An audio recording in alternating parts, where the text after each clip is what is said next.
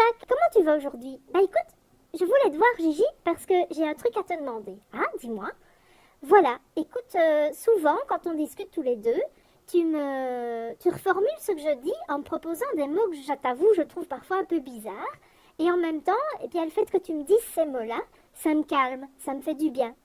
Et simplement, j'arrive pas à les trouver tout seul, les mots que tu me proposes. Et je voudrais connaître ton secret, Gigi. Comment tu fais pour penser à ces mots-là? Ah, ça me fait super plaisir que tu me demandes ça, Jack. Écoute, je vais t'expliquer. En fait, c'est ce qu'on appelle des besoins.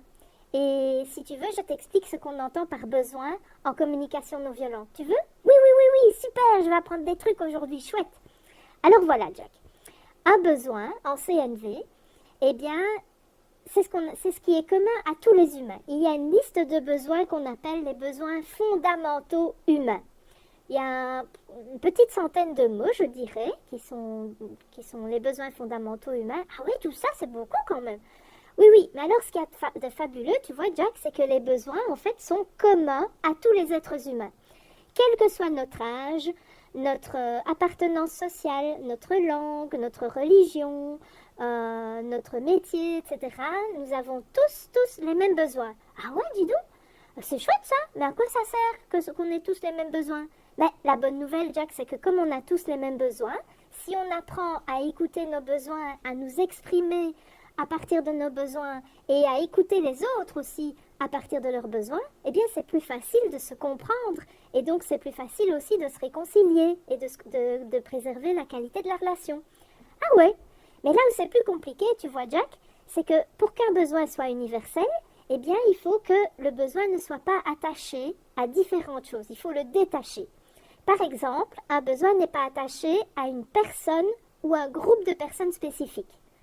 Comment ça?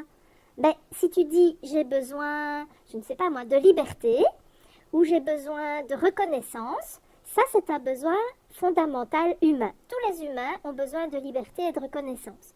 Si tu dis j'ai besoin de reconnaissance de mon patron, eh bien ça c'est plus un besoin. Ah bon?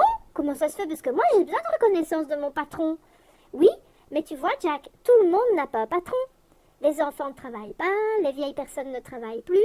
Il y a des personnes qui sont en âge de travailler mais qui ne travaillent pas par choix ou parce qu'elles ne trouvent pas de travail. Donc, il y a plein de gens qui n'ont pas de patron. Il y a les indépendants aussi qui travaillent mais qui n'ont pas de patron. Ah oui. Donc, la reconnaissance, c'est un besoin, mais la reconnaissance de cette personne spécifique qui est le patron, c'est pas un besoin. Ok.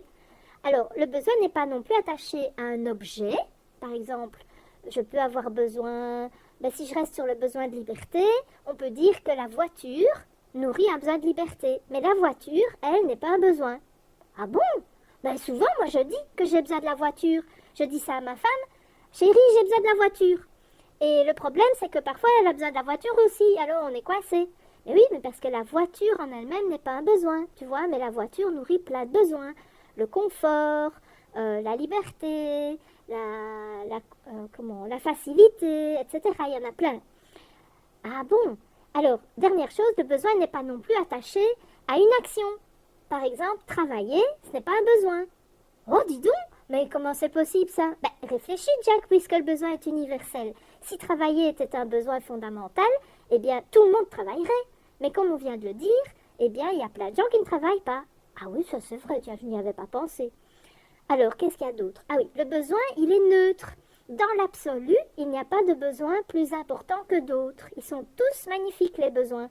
Mais ce qui est important, c'est que tu t'écoutes le plus possible pour savoir quel besoin est prioritaire pour toi maintenant. Tu vois? Parce que parfois, on ne s'écoute pas assez et donc on ne connaît pas le besoin prioritaire du moment. Et par exemple, si tu as besoin de repos et que tu n'écoutes pas ce besoin-là, tu vas peut-être continuer à faire des tas de choses et t'épuiser. Donc l'important, c'est de s'écouter pour connaître ton besoin prioritaire. Ok. Et la dernière chose, et ça c'est une super bonne nouvelle, c'est que pour satisfaire un besoin, il y a 36 000 solutions. Il y a plein de solutions. Et ça c'est super parce qu'à la place, quand il y a une solution que tu voulais faire fonctionner qui ne fonctionne pas, tu vois, par exemple, je sais pas moi, si tu avais imaginé aller au cinéma avec ton meilleur ami, ah mais tu te souviens, tu avais une amie là avec qui tu avais rendez-vous et puis elle a annulé le rendez-vous et tu étais très déçu, tu te souviens? Oui, c'est sûr. Eh bien, ton ami était une solution pour t'emmener au cinéma, donc peut-être pour nourrir un besoin de partage, de détente. Mais en fait, le partage et la détente, tu pouvais nourrir ces besoins-là avec d'autres personnes, tu comprends? Oui, je comprends mieux. Ok, alors on va voir si tu as vraiment compris. Donne-moi quelques exemples de besoins, Jack. Attends, je réfléchis. Moi j'ai besoin d'argent. Ah, à ton avis, est-ce que c'est vraiment un besoin? Bah oui, tout le monde a besoin d'argent. Bah non, pas nécessairement, Jack. Il y a des personnes, les petits-enfants n'ont pas besoin d'argent. Il y a des personnes qui, comme les moines tibétains ou quoi, bah ils n'ont pas besoin d'argent non plus. Qu'est-ce que tu fais avec ton argent? L'argent, c'est un objet, tu te souviens? Et on a dit que le besoin n'était pas attaché à un objet. Ah oui. Et qu'est-ce que tu fais avec ton argent? Bah, je paye mes factures, je paye mon loyer. Ok. Et pourquoi est-ce que tu payes tes factures et ton loyer? Bah, Gigi, c'est important, je suis obligée. Mais c'est pas que tu es obligée. Mais pourquoi? Qu'est-ce qui se passerait de désagréable pour toi si tu ne payais plus tes factures ni ton loyer? Bah, il ferait froid dans ma maison, j'aurais plus de téléphone, plus d'électricité, et puis j'aurais plus de maison si je paye pas mon loyer. Ah, est-ce que tu es en train de dire qu'avec ton argent, tu nourris un besoin de confort et de sécurité? Ah oui, j'avais pas pensé à ça. Ok. Qu'est-ce que tu fais d'autre avec ton argent? Bah, je fais des cadeaux. Je pars en vacances. Ah, faire des cadeaux, c'est quel besoin ça? Je sais pas moi. Faire plaisir à d'autres. Ok, oui, faire plaisir, c'est ce qu'on appelle le besoin de contribuer au bien-être des autres. C'est le besoin de contribution. Et quand tu pars en vacances, tu nourris quel besoin? Ah là, je sais. Besoin de détente, de relaxation, de ressourcement, de découverte. Ok, t'as compris. Alors j'ai un petit exercice pour toi. Ok. Tu vas réfléchir, une fois à la maison, à deux choses. Toutes les choses que tu te dis, je dois faire ça. Oh, il y en a plein, hein? Eh bien, toutes ces choses-là, tu vas pouvoir réfléchir, essayer d'imaginer, de deviner tous les besoins que tu nourris derrière chaque chose. Par exemple, tu as des exemples de choses où tu te dis que tu dois faire? Oh ben plein. Je dois nettoyer, je dois conduire les enfants à l'école, je dois tondre la pelouse, je dois payer mes factures. Enfin, il y a une grande liste. Eh bien, pour chaque chose comme ça, chaque tâche que tu te dis que tu dois faire, tu vas essayer d'aller identifier les besoins que tu cherches à nourrir. Ok? D'accord. Et puis tu vas faire la même chose avec les objets. Tu vas essayer de faire du rangement.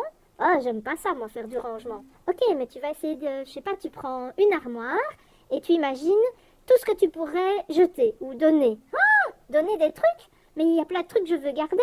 Eh bien, toutes les choses que tu veux garder, tu vas essayer de deviner les besoins que ces objets-là nourrissent pour toi. Parce qu'en fait, les objets, eux, ne sont pas indispensables.